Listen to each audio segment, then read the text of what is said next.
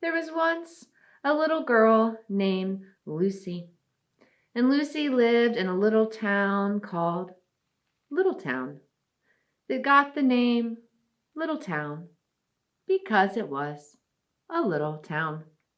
And Lucy was a kind and smart girl, and she also had a bad habit of losing her handkerchiefs that she kept in her pockets.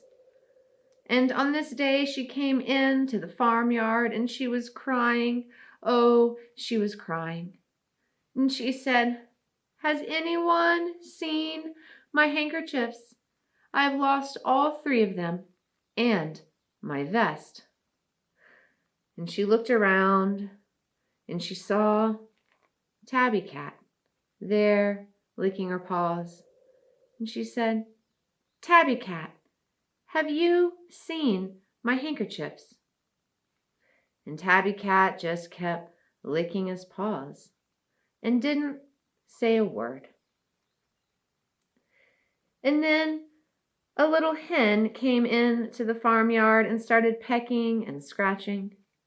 And Lucy said, "Sally Henny Penny, have you seen my handkerchiefs?"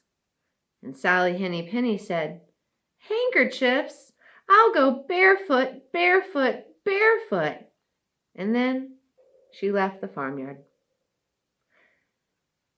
And right about at that time, a robin came and landed there next to her in the farmyard. And Lucy walked up to the robin and said, "Dear Robin, have you seen my handkerchiefs?" And the robin just looked at her with his beady black eye. And then he flew away off toward the mountains that are outside of Little Town. And Lucy looked, and her eyes followed that robin as he flew toward those misty mountains. And she thought she saw there in the distance some handkerchiefs spread out and drying in the grass. And so she followed that robin and she took off toward the mountains. And she went farther up in the mountains and away from town, and town got smaller beneath her. And soon the trail crossed a stream. And Lucy noticed that there in the creek was a little cup that someone had placed. It looked as if to fill it with water, but it was already full and running over. Not to mention the cup was so small it would only hold about a teacup of water. And then Lucy noticed on the other side of the creek, there in the sand, there were lots of little footprints. And the footprints were from very small humans. And Lucy followed the trail and ran on from there. And she followed it until the trail ended against a rock wall. And there, against that big rock, the grass was tidy and cut neat. And there was a little clothesline on it with little clothes. But none of them were Lucy's handkerchiefs. And that's when Lucy noticed there was a door there going in to the side of the mountain. And she could hear inside someone singing, "This is the way we wash away, wash away, wash away. This is the way we wash away so early in the morning." And Lucy knocked on the door, and the singing stopped. And a little voice that sounded a little bit scared said, "Hello, who is it?" And Lucy opened the door, and she went inside. And when she opened the door, Lucy couldn't believe her eyes. It looked like a normal farmhouse, but everything was little, and the ceiling was so low she almost bumped her head on it. And she saw there a little woman wearing a flowered dress and an apron and a bonnet, and she was ironing clothes there at a table. And Lucy said, "Who are you?" And the woman said, "Why, hello, I am Mrs. Tiggy-Winkle, and I wash all the laundry of the creatures of the forest." And her eyes gave a twinkle, twinkle, and her nose gave a sniffle, sniffle, snuffle. And Lucy noticed that there, peeking out of her bonnet, where she would expect to see hair, she saw little prickles. And then she watched as Mrs. Tiggy-Winkle reached into a basket and pulled out some clothing. And Lucy said, "Oh, is that one of my handkerchiefs or my vest?" And Mrs. Tiggy-Winkle said, "Oh, no, this is Robin's vest." And she ironed it, and she folded it, and she put it in the basket on the other side of her table. And then she pulled out another piece of fabric, and Lucy asked if this was her handkerchief. And Mrs. Tiggy-Winkle pulled it out, and then she said, "Oh, no, my child, this is a tablecloth that belongs to Jenny Wren. She spilled some currant seed on it, and it was quite hard to wash out." And then Mrs. Tiggy-Winkle ironed and folded and put the piece of cloth into the other basket. And then she pulled out Lucy's handkerchief and her vest. And oh, how lovely they were after being cared for by Mrs. Tiggy-Winkle. And Mrs. Tiggy-Winkle ironed them and folded them and put them in the basket. And then she pulled out another piece of fabric, and Lucy thought surely that was another one of her handkerchiefs.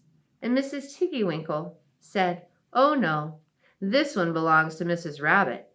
It smelled so strongly of onions that I had to wash it separately." She folded it. She put it in the basket. And then Mrs. Tiggy-Winkle pulled out these very long yellow things. It looked like they had fingers at the end. "What are those?" said Lucy. "These are Sally Henny Penny's stockings. She keeps scratching holes in them, and one day she may just have to go barefoot." And Mrs. Tiggy-Winkle ironed and folded and put away the stockings.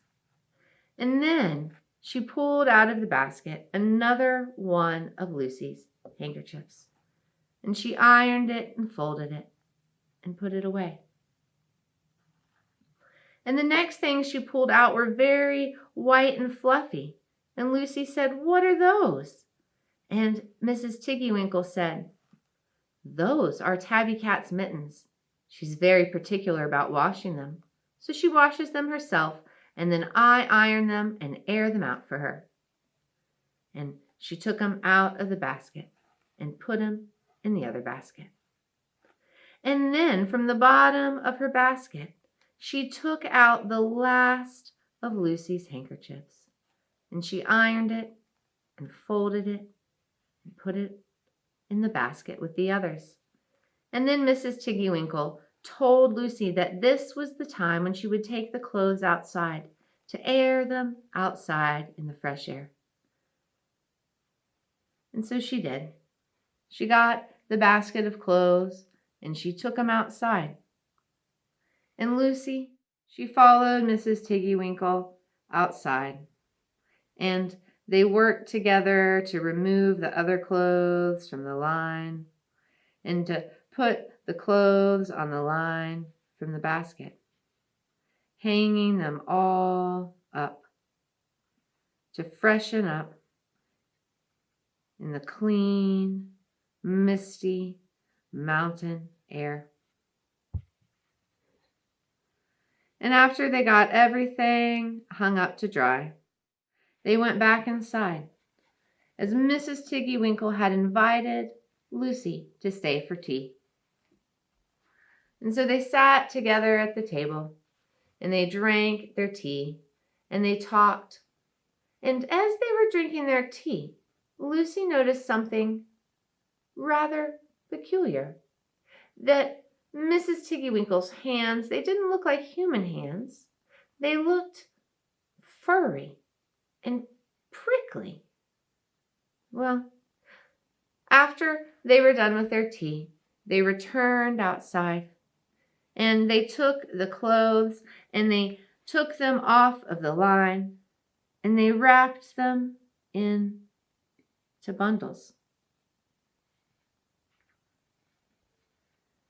They wrapped Lucy's clothes in a bundle of their own, and they wrapped the rest of the clothes for the creatures of the forest in another bundle, and then they took those bundles in their hands.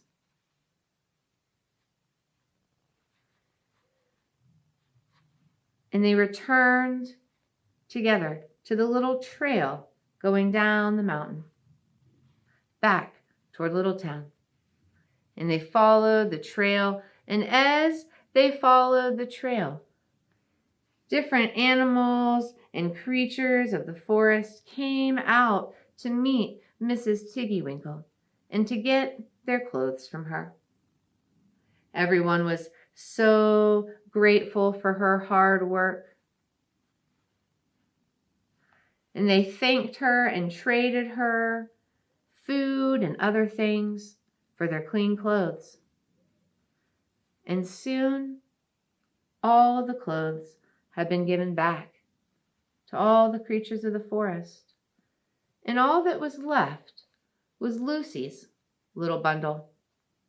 And she was holding it there in her hands and was going to sit down and turn around and say goodbye to Mrs. Tiggy-Winkle. But as she did, she saw Mrs. Tiggy-Winkle was running off into the distance. And her dress and apron and bonnet had fallen off, and oh my, it seemed that Mrs. Tiggy-Winkle was a hedgehog.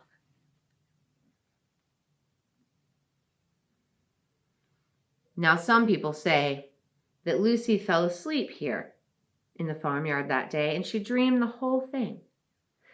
But that doesn't explain the bundle that she had in her hands there that day. And also, I've seen little doors in the sides of mountains, and I've met Mrs. Tiggy-Winkle.